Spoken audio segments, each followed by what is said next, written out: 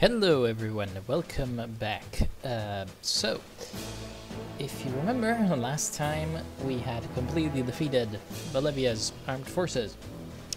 Now we have to deal with the Argentinians, who have put up 2 divisions on the border, and we can easily outflank them.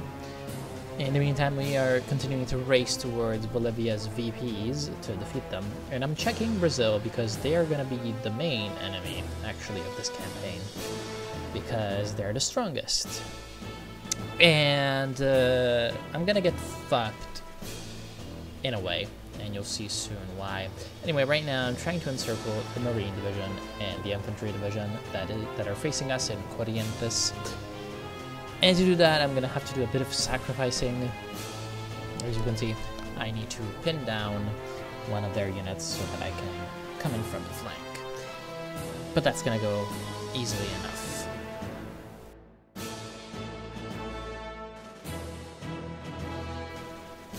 Oops, slipped. So as you can see, that one division slipped down. No problem. We're going to get them right later. Makes it easier actually to defeat the Marine as well, because then we just go to Corrientes.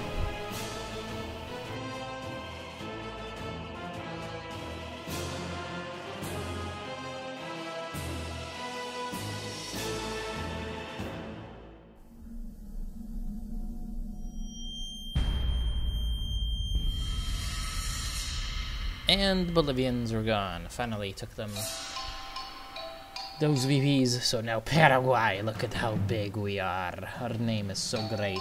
But I'm gonna release them, which is going to be a mistake, actually, because it turns out much later that the Bolivians are relatively useless as a vassal because we killed their entire army and they did not want to raise their conscription levels from volunteer. So we might as well have just kept them and taken their resources, scarce as they were. Well, it's fine. So as you can see, we are finishing off the encirclement on Corrientes, being helped by the fact that the other Argentinians are kind of wasting themselves on attacks on our divisions that aren't really doing anything. And yeah, so now we can just flank them around. As you can see, it's just a massive mess. What is happening with the other combatants in this war, the socialists, and yeah, this is gonna make it easier for us because, again, remember, we want them to kill each other a lot, and then we're gonna kill them instead because we're stronger. We're Paraguayos. Wow, Portugal has joined the Entente. Who cares? So now I'm finishing off the Marine. It's always good to get double combat on someone. Like right now, the enemies are attacking me. You just attack them from another direction. It's going to give them a minus 50% penalty, which is great. Then I stopped my own attack so that it wouldn't break them and send them running, just in case they were fast enough to escape the trap. So I'm just waiting for my other division to come in, finish the encirclement, and now I'm going to resume the attacks.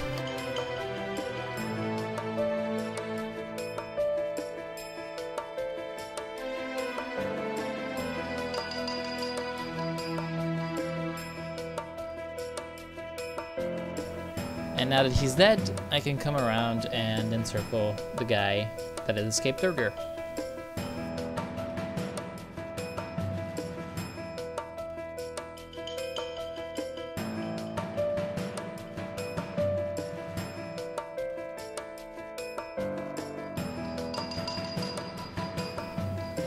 Easy peasy lemon squeezy.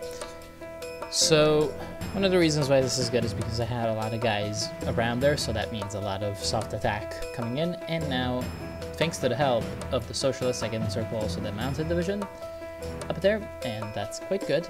Now, I am pushing further into Argentina, which, as you can see, they're pretty low on the actual provinces.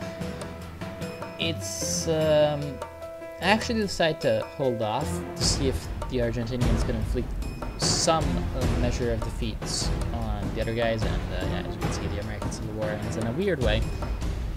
Because of the bad American Civil War focus tree, or rather American factions focus tree, which is going to get reworked next patch, the AUS is actually just gonna stay the way it is for the entire game, because, spoiler alert, they lose to the Pacific states, and because Mexico is in the way, they cannot reach them, so they're part of their troops that somehow got to the Pacific is stuck there, loses, and they're never gonna get a focus to reclaim their lost land ever again, because technically they are still in the American Civil War because the Pacific states is there, and they cannot defeat the Pacific states because they don't have a land border, which is really retarded. So now I'm just checking out everyone's strengths, and yeah, no one's really too great, but it wouldn't be worth the trouble of attacking the Andean Ridge just because I wanted to take the state of Peru, so I'll just leave it at that. I'll leave the Peruvians alone. So as you can see, the Argentinians are in a bad position because they got themselves very much surrounded. They, for a second, seem to recover, but they're pretty much dead at this point.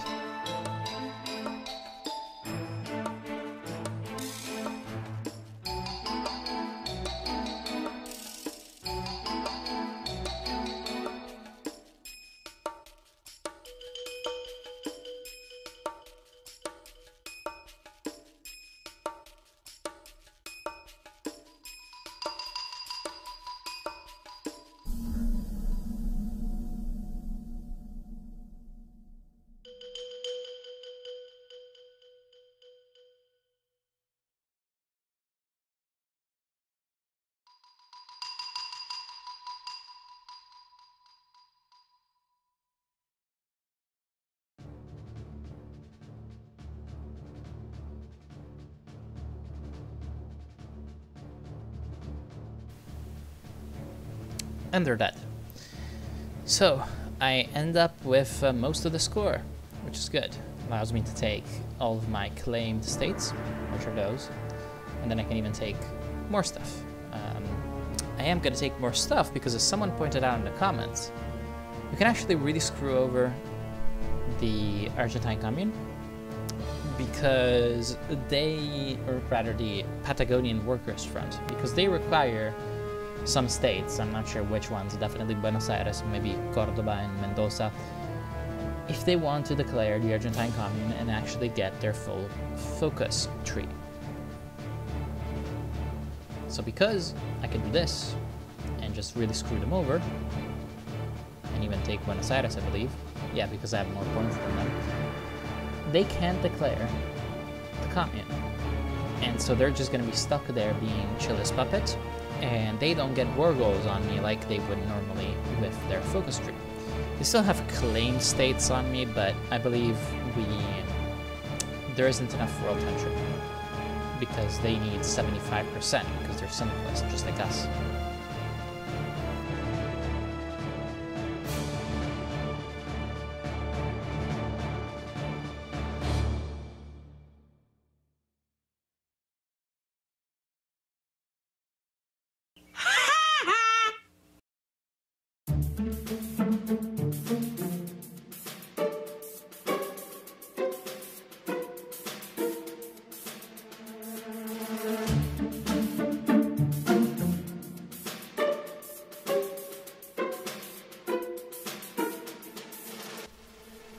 So I just thought of showing you a little bit of how the focus tree is looking. As you can see, I completed the right side, and that was the most useful defensively because it had a lot of defensive bonuses, it had some manpower bonuses, and now I'm going down the left hand side, which is the more the one that's more focused on giving you bonuses to research doctrines, which in my case, since it is mobile warfare, it's going to be a lot of offensive stuff. And now I am preparing mostly for the attack against the Brazilians. Now, one thing that I did kind of forget about is the fact that since now I have Bolivia in, I have a bigger front, but I can just not call them into the war. So yeah, it will not be that big of an issue for me. And as you can see, the Bolivians are just not building troops, which is kind of annoying. And I'm building more units to to be ready for the Brazilians. Now, right now, the reason I'm not declaring war on Brazil yet is because you need world tension to be above 75%, and right now, as you saw, it is only 47%. So I can't actually declare war, and Kaiserreich sometimes is kind of broken when it comes to world tension. It's actually pretty difficult for it to be raised because, I don't know, I think a lot of things that were added just don't add world tension. So it's fine, whatever. Now pretty much nothing happens for a while, and I will be skipping a lot, but I just wanted to let you see exactly why I want to attack the Brazilians so quickly. Not just because they have a bigger industry than me, so just naturally they're going to get stronger over time, but also because they start off with a lot of bad modifiers that they need to work very hard to get rid of through their focus tree. And so the quicker I attack, obviously the better it's going to be. They need to go down their military line after getting some events, because even now they can't unite the army. And then they need to go down their political path to get a lot of those other things resolved. So that's pretty bad for them.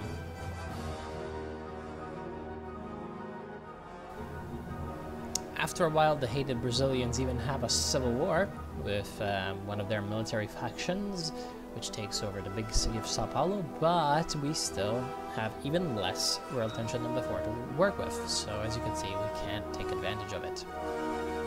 And now here's why the Bolivians were absolutely useless as a puppet, because they don't, as you can see, I'm trying to build units out of their guys, but you may be looking and seeing that there's equipment there, but they don't have any manpower, so when we get back to them later, there's actually going to be no troops training there because there's no men, which is kind of annoying.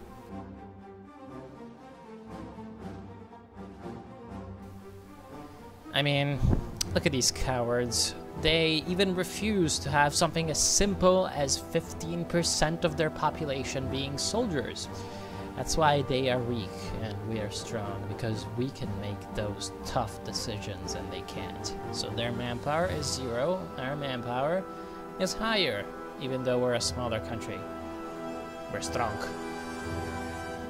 Anyway, here we reach mostly the end of the part because I have nothing more to show you. In the next part, we shall take down the Brazilians, hopefully. And yeah, as always, hope you enjoyed. Hope I'll see you soon. Have a good day.